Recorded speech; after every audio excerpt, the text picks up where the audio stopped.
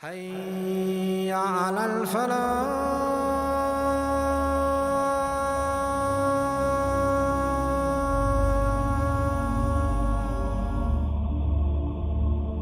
The king of this area, Sheba, he had passed away.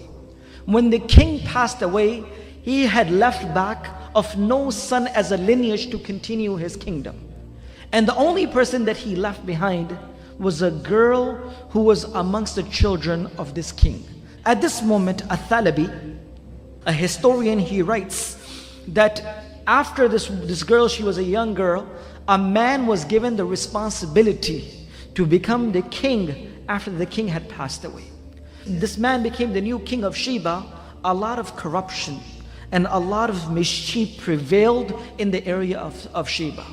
And of course, this girl who had lived her life in true honesty by seeing her dad to be the true leader of Sheba, she could not realize and she could not take this. That how can the kingdom of her dad be destroyed in a specific manner? So when she grew a little older, she herself decided to marry this individual. When she had married him on the first night, it is mentioned by Ibn Kathir rahmatullah alayhi himself that she gave him a lot of wine to drink. So much to an effect that he became drunk, and the same night she assassinated and slain him, and the next morning she took over the tribe of Sheba and she became the queen of Sheba at this time. This is the narration of what Ibn Kathir rahmatullah alayhi writes, the beginning of how a woman became the leader of the people of Sheba at this time. The story of Sulaiman alayhi salam, Hudhud, Bilqis starts from this incident. Sulaiman alayhi salam looks towards the people, and Sulaiman alayhi salam says that verily I do not find Hudhud around this area. He said, if I do not find Hudhud very, very soon, either I will punish Hudhud by cutting the throat of Hudhud, meaning killing Hudhud, or I will give him the most severest of the punishment. After a little while, Sulaiman alayhi salam, while looking amongst the many animals, the jinns and the humans which was beneath his kingdom, finally found Hudhud come. And he says, Hudhud, you will not be accepted amongst us until you give me a strong excuse. So at this point, Hudhud said that I will give you such a news that you have never heard of before.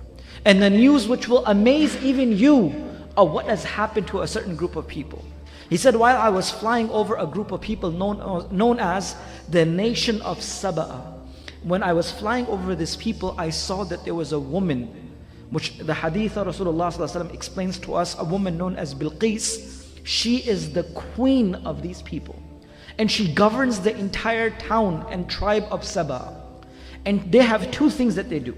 They worship the sun as their Lord, and she has the most beautiful throne that anyone can have. As soon as he heard this message, he said, indeed there is none worthy of worship but Allah. How is possible that these people are worshipping someone rather than Allah subhanahu wa ta'ala?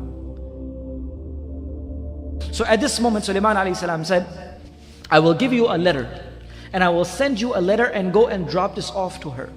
And let's see what they say to us. By mentioning that indeed this letter is from Sulaiman, the Nabi of Allah, towards the woman which is Bilqis, the queen of Sheba, and he writes with the name of Allah, Bismillahir Rahmanir Rahim. I begin with the name of Allah subhanahu wa ta'ala, and the entire letter of Sulaiman alayhi salam was sent. When this letter was sent towards Bilqis, Hudhud went and he dropped it off. When she found this letter, when she received this, she did not make a decision herself. She consulted with all the chieftains, all the chiefs of her kingdom, she gathered them together. And she says, I will not make a decision until I take each and every of your opinion. Because I am the one who don't make decision until you approve of it.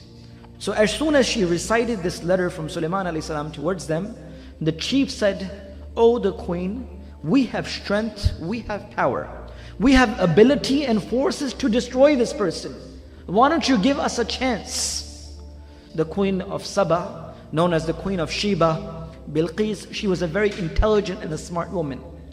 She says that I have noticed that when kings take over other nations, they destroy their families and generations to come. And the most honorable people amongst them become the most disgraceful. So I don't want to take a chance. Give me another opinion. So then she thought of an idea to send some gifts to Sulaiman alayhi salam. that if he is only a person looking to take over countries and places to become a king, then he would accept my gift. He would accept my hadiyah and he will close his mouth. I can just bribe him off with the wealth and he will become quiet. The chieftains took these gifts and went to Sulaiman alayhi salam. As soon as these gifts were presented, Sulaiman alayhi salam looked at them and says, whatever you have brought to me, Allah has given me much more than this. You have not come to the right person. I am not a person who will get, just by bringing these gifts, I will not be bought by these gifts. Go back to them and verily tell your queen, if she does not accept our word, then we will come in such a force that nothing of the nation of Sheba will be left. As soon as the chieftains went back to Bilqis, the queen of Sheba, or the nation of Saba, when she realized that Sulaiman alayhi salam had not accepted these gifts, she realized that indeed he was not only a king. Because he is the Nabi, or he is a true person, that's why he has not accepted any of the monetary gifts. Sulaiman alayhi salam invited Bilqis to come and visit this kingdom and see what is going on, which what Allah has given. So as soon as she decided to come towards Sulaiman alayhi salam, when they received the news of Bilqis coming towards Sulaiman alayhi salam, towards this area which was known as Bayt al-Maqdis or Jerusalem at the time, it is mentioned that Sulaiman alayhi salam was sitting within his companions. Many jinns and many people and humans and birds and all different creations were sitting beneath the kingdom of Sulaiman alayhi salam. So Sulaiman alayhi salam asked, which amongst you is a person which can bring me the throne of Bilqis before she comes to me? One of the biggest of the jinns which were present in the gathering of Sulaiman alayhi salam got up. And he says, indeed, I will fulfill this task. And how fast can you bring it, Ifrit? He said, I will bring it before you get up from this gathering finishes. The throne of Bilqis will be in front of you. Sulaiman alayhi salam says, this is too long for me. And then he said, who else is present here? There was a person whom with Allah had given the ilm of kitab. A person on the other side who Allah had granted knowledge and ilm. He said, I will bring this before the closing and the opening of your eyes. I will bring it in such a pace that before you notice again, the throne of Bilqis will be with you. As soon as the order was given towards this individual, the throne of Bilqis was brought towards Sulaiman alayhi salam. And Sulaiman alayhi salam ordered the jinns and the humans present in his kingdom to make the changes in the throne that she cannot distinguish it right away. So when she came within the kingdom of Sulaiman alayhi salam and she noticed the throne and she knew that there was no throne like the throne of hers, she says, is this really mine? And how can it be and it can travel before me and such a big throne can come towards you? So at this moment she was amazed by this. But still, subhanallah, Hidayat is in the hands of Allah subhanahu wa ta'ala. Hidayat and the truth still did not click in her mind. She did not still believe in Allah. She saw her own throne in front of her eyes, which came before she even came, but she still did not accept. Is this really mine? It looks like mine. So Sulaiman says, indeed it is yours. And she was surprised and stunned by this action, and she knew that indeed this person had given much more than what we were expecting.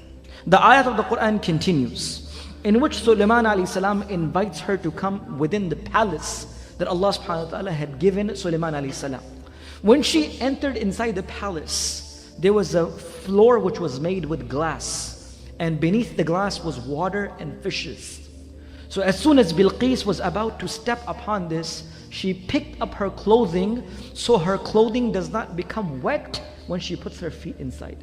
When she places her feet on this floor, she realizes that this is not water, but indeed this is the glass. Her ankles showed because of her lifting her clothing not to become wet from the water.